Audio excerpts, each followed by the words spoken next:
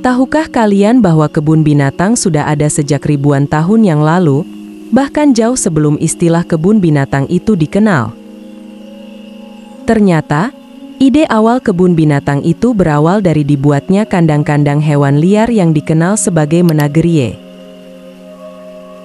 Sejak ribuan tahun yang lalu, para penguasa atau raja dari di berbagai belahan dunia telah memelihara hewan-hewan eksotis, tidak hanya untuk hiburan tetapi juga sebagai simbol kekuasaan.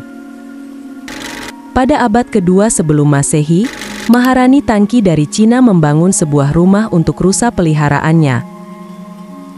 Sementara Raja Wen dari You menciptakan Taman Lingyu, atau yang dikenal sebagai Taman Kecerdasan, dengan luas mencapai 600 hektar.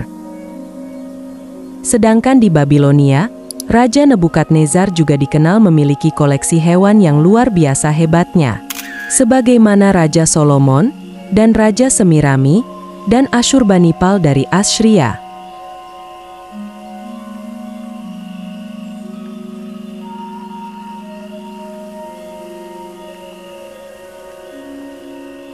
Pada masa Yunani kuno, hampir setiap kota besar memiliki kebun binatangnya sendiri. Semua ini berkat inisiatif Alexander Agung yang sering mengirimkan banyak hewan unik dari ekspedisi militernya ke Yunani. Bergeser ke Roma, koleksi hewan para kaisar tidak hanya menjadi bahan penelitian tetapi juga digunakan dalam pertunjukan gladiator di arena, yang seringkali berujung pada pertarungan mematikan. Bahkan, sejarawan Lecky mencatat bahwa perayaan berupa sebuah pertunjukan adu hewan ala Romawi pertama kali diadakan pada tahun 366 sebelum Masehi. Mulai dari pertunjukan untuk kalangan kerajaan saja, hingga menjadi hiburan publik. Kisah kebun binatang adalah perjalanan sejarah yang penuh dengan muslihat, kekuasaan, dan keajaiban. Dalam video kali ini, mari kita telusuri lebih jauh asal-usul menarik ini.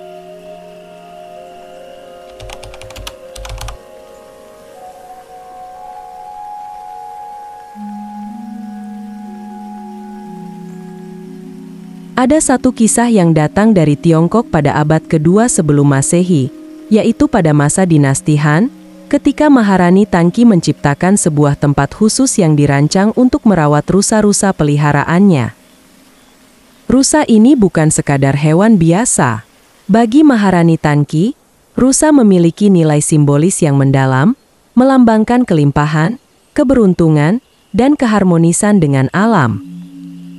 Tempat yang ia bangun bukanlah kandang biasa, melainkan sebuah rumah mewah yang dirancang dengan penuh perhatian terhadap kebutuhan hewan-hewan tersebut.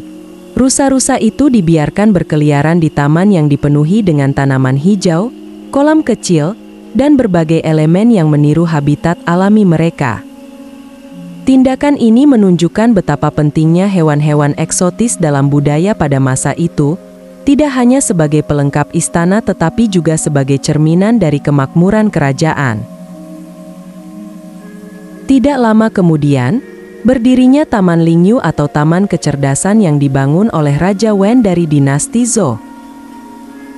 Raja Wen, yang memerintah Tiongkok pada abad ke-11 sebelum Masehi, menciptakan taman ini dengan tujuan untuk menunjukkan kekuasaan dan kebijaksanaannya. Taman Lingyu dibangun dengan luas mencapai sekitar 600 hektare. Benar-benar sangat luas sekali.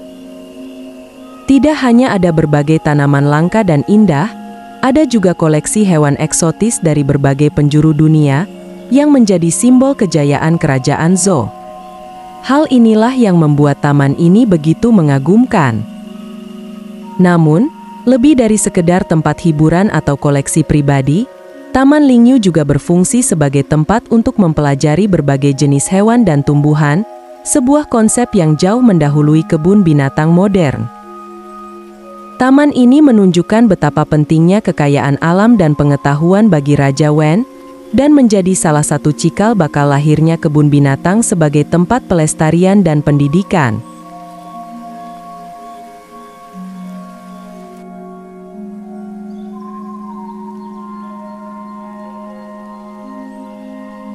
Bergeser ke sejarah Babilonia, Raja Nebukadnezar kedua, salah satu raja terbesar dalam sejarah Babilonia ini, dikenal dengan banyak kejayaannya.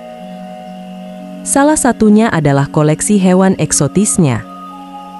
Pada masa pemerintahannya, sekitar abad ke-6 sebelum Masehi, Nebukadnezar memperkenalkan taman megah yang tidak hanya berfungsi sebagai tempat hiburan, tetapi juga sebagai simbol kekayaan dan kekuasaannya. Salah satu taman paling terkenal yang ia bangun adalah Taman Gantung Babilonia, yang dianggap sebagai salah satu dari 7 keajaiban dunia kuno. Namun, taman ini tidak hanya dipenuhi tanaman hijau, tetapi juga dihuni oleh berbagai jenis hewan langka, seperti singa, harimau, dan gajah. Hewan-hewan ini dipilih untuk menunjukkan betapa luas dan berkuasanya kerajaan Nebukadnezar. Dengan memelihara hewan eksotis ini, raja ingin menunjukkan kepada dunia bahwa ia penguasa negeri. Koleksi hewan ini menjadi simbol kekayaan serta kekuatan politik yang membuat Babilonia menjadi pusat peradaban luar biasa pada masanya.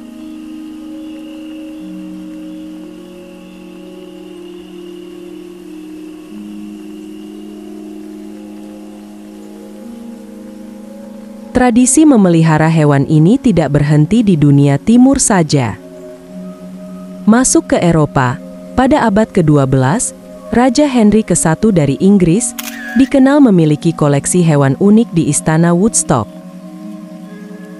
Ia memelihara berbagai jenis hewan yang jarang ditemukan di Inggris pada masa itu, seperti singa, macan tutul, dan bahkan unta.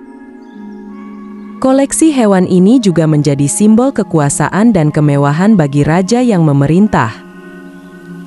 Masuk abad ke-13, sekitar tahun 1204, Raja John ke-1 membawa koleksi hewan ini ke Menara London, sebuah tempat yang kemudian dikenal sebagai salah satu kebun binatang pertama di dunia. Menara London pada awalnya digunakan sebagai benteng dan istana, namun juga menjadi rumah bagi berbagai hewan langka yang dikumpulkan oleh raja. Koleksi hewan ini semakin terkenal, terutama setelah tahun 1235, di mana Raja Henry III menerima hadiah pernikahan yang sangat unik dari Kaisar Romawi Suci Friedrich II, yaitu 3 macan tutul. Pemberian ini menambah koleksi hewan di Menara London.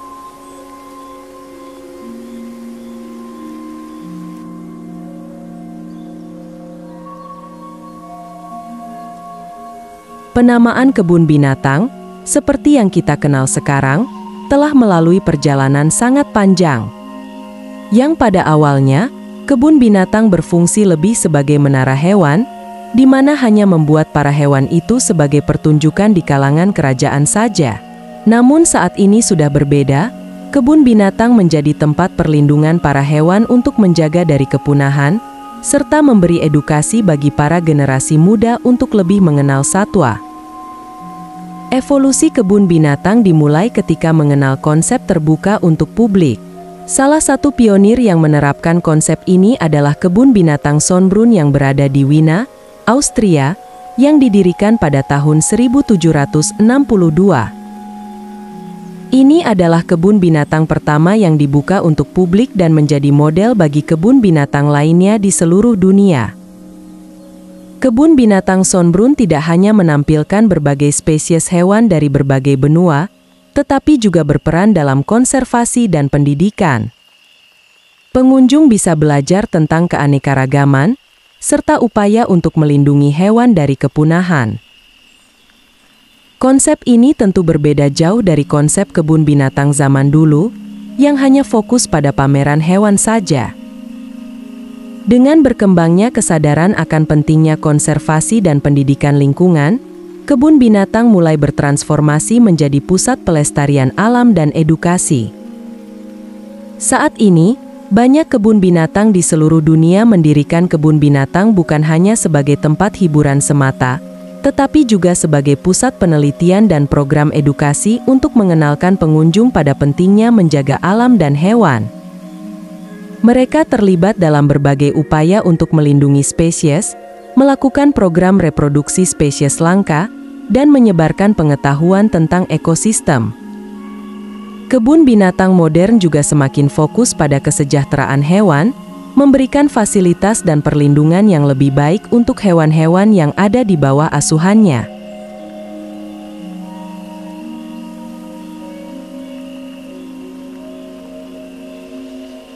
Indonesia juga punya sejarah mengenai kebun binatang. Jika kalian bertanya apa kebun binatang pertama di Indonesia, maka jawabannya adalah Kebun Binatang Ragunan yang berlokasi di Ragunan Pasar Minggu, Jakarta Selatan. Awalnya Kebun Binatang Ragunan itu berlokasi di Cikini, Jakarta Pusat sejak tahun 1864. Namun dalam perjalanannya pindah ke Ragunan Pasar Minggu pada tahun 1964. Gubernur DKI Jakarta saat itu, Ali Sadikin, meresmikan pemindahan Kebun Binatang Ragunan itu. Saat diresmikan, kebun binatang ini berdiri di tanah seluas 85 hektar yang dilengkapi dengan karantina untuk binatang dan kandang.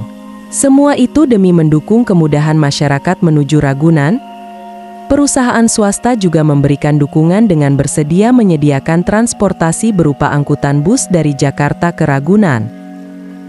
Usai diresmikan, secara perlahan, sumbangan hewan dari berbagai pihak ramai terus berdatangan. Salah satu sumbangan datang dari petinggi negara pada 5 Oktober 1968. Ia menyumbangkan ular berkaki 4 atau Tiligua gigas, yang berasal dari Irian Barat. Hingga pada 6 Januari 1971, Pemprov Jakarta memperluas area tersebut menjadi 200 hektar. Sejak berpindah ke Ragunan, kebun binatang ini tak pernah sepi dari wisatawan. Hingga saat ini, Kebun Binatang Ragunan menjadi salah satu tempat liburan menarik bagi keluarga, terutama untuk memberikan edukasi bagi anak-anak tentang beragamnya satwa yang ada di dunia ini. Di balik niatan baik dengan membangun wadah pendidikan bagi wisatawan, ternyata di sisi lain muncul juga kontroversi mengenai etika dari keberadaan kebun binatang yang sering menjadi perdebatan hangat, terutama soal kesejahteraan hewan yang dipelihara di sana.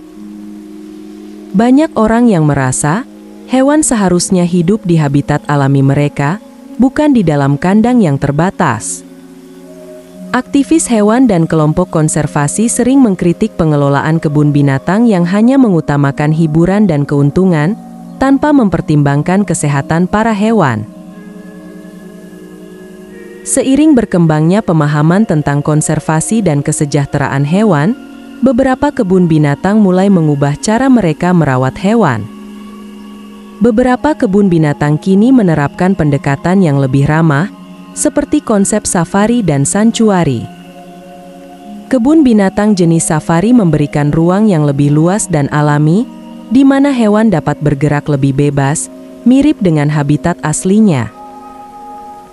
Di sisi lain, santuari adalah tempat perlindungan bagi hewan yang telah diselamatkan dari perdagangan ilegal atau penyalahgunaan, dengan fokus pada pemulihan kesejahteraan mereka tanpa tujuan untuk pameran. Pendekatan ini bertujuan untuk menciptakan kondisi yang lebih baik bagi hewan, sekaligus memberikan edukasi kepada pengunjung tentang pentingnya pelestarian dan perlindungan spesies.